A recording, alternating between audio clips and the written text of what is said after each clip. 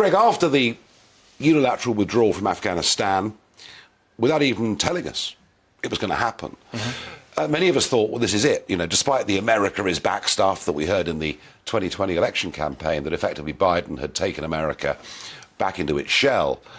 Is the AUKUS deal a sign that actually America still wants to be a player on the world stage? Well, I hope so. And I think surely America does. And most of us understand that the UK and the special relationship is vital to economic and security issues. So, you know, I'm glad that the president finally woke up to that. He's obviously been pro-EU, very much against Brexit, pro-Ireland. You know, he hasn't really shown friendship to the United Kingdom until now. So I thought it was a wise pivot on the heels of Afghanistan, on the heels of, you know, cutting the defense budget in the U.S. by 3%, you know, on the heels of the disaster with the relationship with the Saudis, which, you know, allowed Xi to step in and negotiate the deal between the Saudis. Yeah, I mean, this is... So he needed to do something positive. Yes, on the one...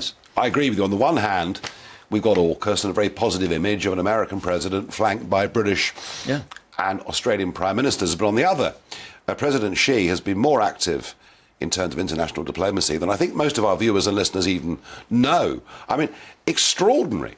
You know, one of Trump's great boasts was that he brokered the Abraham Accords between Israel and some Arab nations, and I was absolutely in favour of all of that. And yet, remarkably, and almost uncommented on by the media, is President Xi physically, last week, brokering a deal between Saudi Arabia and Iran. Yes. So isn't the truth of this, and I'm all for the AUKUS deal, and I'm all for us playing a role on the world stage, but isn't the truth of this that actually, as we talk about our support for Ukraine, as we talk about how united we are behind Zelensky, that actually China, on the other side of us, is potentially building a massive coalition? They've played it well, and I think Biden set it up with the disaster in Afghanistan, and then he also set it up by damaging the relationship with the Saudis until he needed the Saudis to pump more oil. Then he went to Riyadh and begged them to humiliated. Pump more. Humiliating for sure. And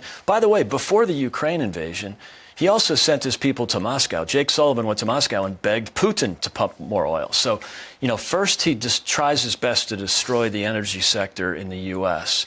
and then complains later that, you know, we're not pumping enough oil in the world, so I'll go to Venezuela and Russia and Iran ultimately, and the Saudis. And so, you know, you can't have it both ways. And I think, you know, Trump did a great job managing the Saudi relationship. It's been an important, not as important as the UK-US relationship, but surely important for generations now. But now damaged. And Biden managed to mess that up. Well, I mean, Saudi was Trump's first overseas visit. It was a very symbolic, big moment. For sure. Greg Swenson, thank you for joining me.